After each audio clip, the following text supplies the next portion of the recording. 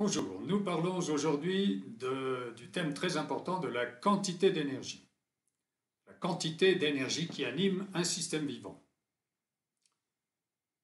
C'est un thème assez simple pour les systèmes physiques.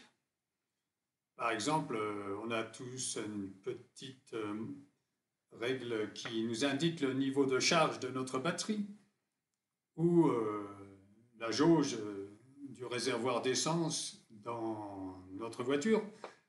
On peut mesurer le niveau d'énergie assez facilement dans un système physique. Dans un système vivant, c'est un peu plus difficile. Déjà, en général, on ne prête pas attention à ce thème-là. On ne regarde pas l'énergie, comme si l'énergie n'était pas importante. Et deuxième point, même si on la regarde, de toute façon, elle est invisible et intangible, alors elle est assez difficile, donc on ne la voit pas. Par contre, on doit évaluer la quantité d'énergie qui anime le système pour savoir ce qu'il faudra corriger chez le patient. Alors, il y a déjà l'observation courante. On voit rentrer une personne dans son cabinet, on voit tout de suite s'il y a un certain dynamisme, un allant, une joie de vivre, une puissance. Il y a des gens qui sont des leaders nés, même une grande quantité d'énergie, ça se voit. Et d'autres qui sont pas bien du tout, qui sont comme éteints, tout est difficile, ils sont à la ramasse, et ils vous disent eux-mêmes, je n'ai pas d'énergie. Ils arrivent, des fois c'est le seul motif de consultation, je n'ai pas d'énergie. C'est-à-dire le diagnostic est fait. Comment est-ce qu'on peut laisser sortir un patient qui vous dit je n'ai pas d'énergie sans prêter attention à son énergie et sans lui remonter son énergie en le laissant sans énergie? On sait très bien qu'il n'y a rien qui va se produire. La personne va rester dans sa désorganisation et est bloquée dans sa désorganisation. Donc ça, c'est la première observation, le bon sens, la bonne observation. Mais ensuite, il y a quelques données théoriques très simples que je vais vous montrer maintenant, qui reposent sur... j'utilise beaucoup les travaux du docteur Paul Meyer, qui a exposé dans son livre Les trois visages de la vie, un schéma très intéressant, un modèle qu'il appelle le modèle d'intégration fonctionnelle des systèmes vivants auto-organisés. Ça paraît compliqué comme ça, mais vous verrez, c'est assez simple, on s'y retrouve assez facilement. Il expose en quelque sorte l'anatomie et la physiologie d'un système vivant. Comment est composé un système vivant? De quoi est composé un système vivant? Eh bien, un système vivant est composé de trois parties. Il y a une première partie qui est la structure. La structure, pour nous, c'est notre corps. On peut parler aussi de la structure psychique, une partie stable. Ça, c'est la partie visible, la structure, comme par exemple dans un pays, le territoire. Le territoire, l'infrastructure, les maisons, les immeubles, les routes, les barrages et tout ça, ça c'est l'infrastructure. La structure, c'est ce qui, dans le système vivant, permet sa stabilité, sa conservation, la conservation de son identité. Par exemple, moi, je suis né masculin avec des yeux bleus, je mourrai masculin avec des yeux bleus. Ça ne va pas bouger, la structure est stable, c'est la partie stable du système. La deuxième partie, c'est la partie dynamique, c'est le champ énergétique. Tous les systèmes vivants ont un champ énergétique. Et ce champ énergétique permet l'activité du système, son dynamisme, ses mouvements, ses changements. Bon, ça se complique un peu avec le champ, puisque le champ, lui, ne se voit pas.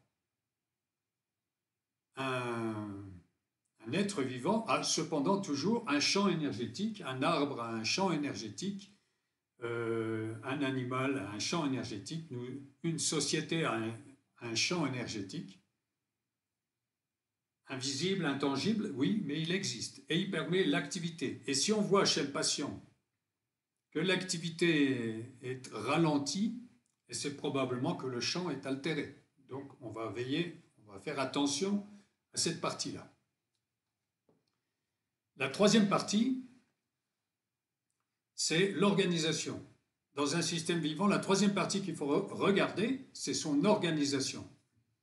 On voit facilement les organes dans la structure, et ce qu'on ne regarde jamais, c'est l'organisation.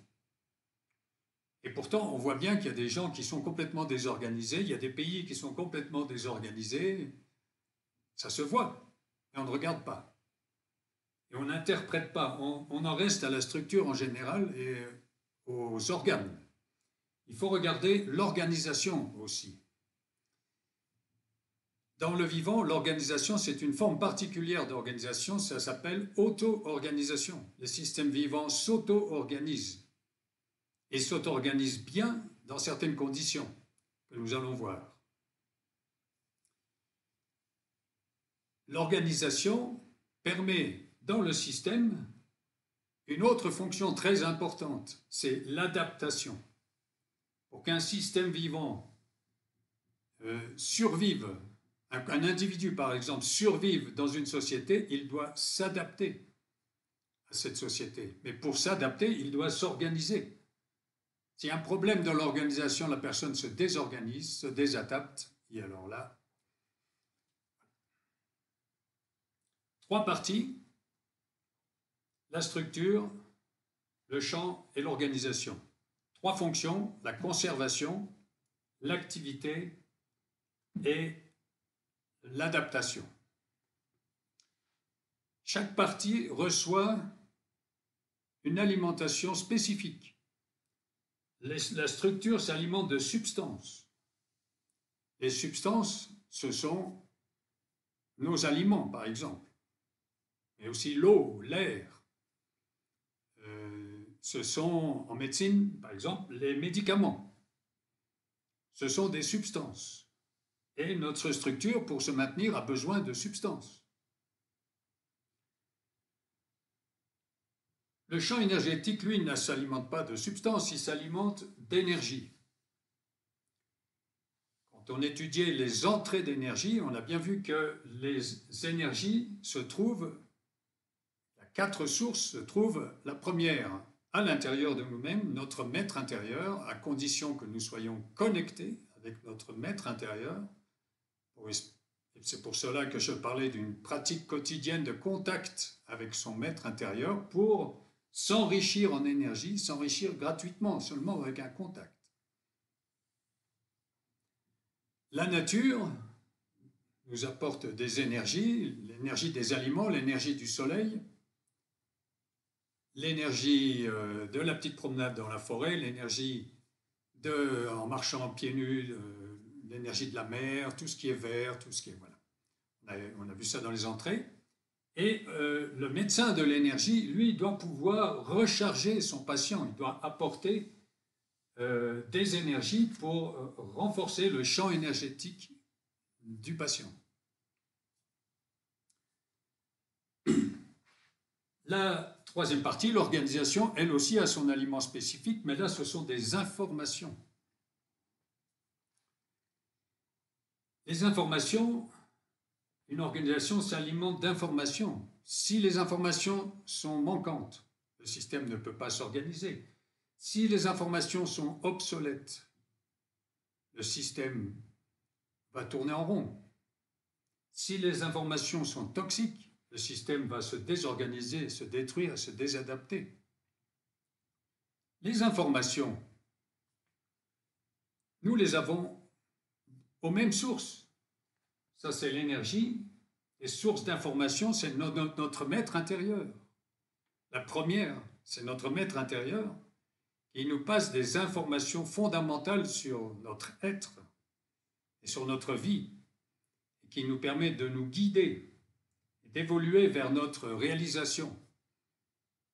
C'est pour ça qu'il est très important aussi de recevoir des informations par une pratique quotidienne de contact avec son maître intérieur. La nature est riche d'informations. Vous voyez la forme d'un fruit, la couleur d'un fruit. L'odeur des feuilles en automne dans la forêt, ce n'est pas la même odeur que l'odeur du printemps. Les couleurs, les informations, les formes aussi. On voit des fruits ou des arbres qui ont une très belle forme, et ainsi de suite. Donc, beaucoup d'informations. Dans les relations interhumaines respectueuses, on échange des informations. Là, on échange des informations verbales et des informations non verbales. En ce moment, je suis en train de vous passer des informations verbales. Je suis en train de parler, donc vous entendez des mots et ainsi de suite. Mais il y a aussi les informations non verbales. Si quelqu'un se présente comme ça tout le temps, bon, c'est une information, on voit bien qu'il y a quelque chose qui ne va pas. Si la fiancée, ça fait 10 jours qu'elle n'a pas souri à son fiancé, c'est une information, ça, il y a quelque chose. Voilà, on reçoit des informations. Un être humain ne se nourrit pas que de substances, d'énergie et d'informations. Non, pardon, un être humain ne se nourrit pas que de substances, il se nourrit aussi d'énergie et d'informations. Et le médecin de l'énergie doit veiller à l'alimentation en énergie de son patient et l'alimentation en information. Si le médecin se rend compte que son patient fonctionne sur des informations obsolètes ou toxiques, c'est ça le travail de la médecine de l'énergie, que de formater ces vieilles informations pour pouvoir reprogrammer des informations qui conviennent. Formater l'âge de fer pour reprogrammer l'âge d'or, en gros. Eh bien, voilà. Un être humain ne s'alimente pas que de substances. Un système vivant, une société ne s'alimente pas que de substances, s'alimente aussi d'énergie et d'information. Et toute l'attention qu'on prête aux aliments, à nos tomates, à tous nos aliments, à l'eau qu'on boit, eh bien, toute cette attention qu'on prête aux substances, on doit la prêter aussi aux énergies et aux informations. Sinon, on peut être sûr que ça ne va pas fonctionner. Il se trouve que les deux parties, champ énergétique et organisation, ne se voient pas. Les informations ne se voient pas, les énergies ne se voient pas. Tout ce qui ne se voit pas, là, ça, c'est notre énergie. C'est ça, notre énergie. Je ne voudrais pas oublier, je rajoute un petit quelque chose. Si votre voiture n'a plus d'essence, elle va s'arrêter. Si votre téléphone portable n'a plus d'électricité, il va s'arrêter. C'est tout. Si vous n'avez plus d'énergie, non seulement vous allez vous arrêter, mais en plus vous allez vous désorganiser. Un système vivant, à la différence d'un système inerte, s'il n'a plus d'énergie, non seulement il se désorganise, non seulement il s'arrête, mais en plus il se désorganise. D'où l'importance pour nous en tant que médecins de prêter une grande attention aux énergies qui alimentent le champ de nos patients et aux informations qui alimentent l'organisation de nos patients. Et l'importance de se former pour pouvoir corriger cela. Voilà un premier élément de connaissance de la quantité d'énergie.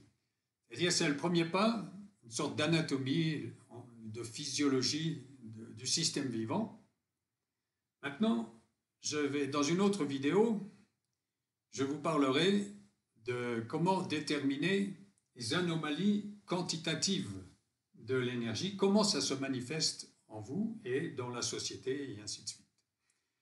Donc, on doit envisager la quantité encore d'énergie, plus en détail, et le problème de la qualité ensuite. À tout de suite.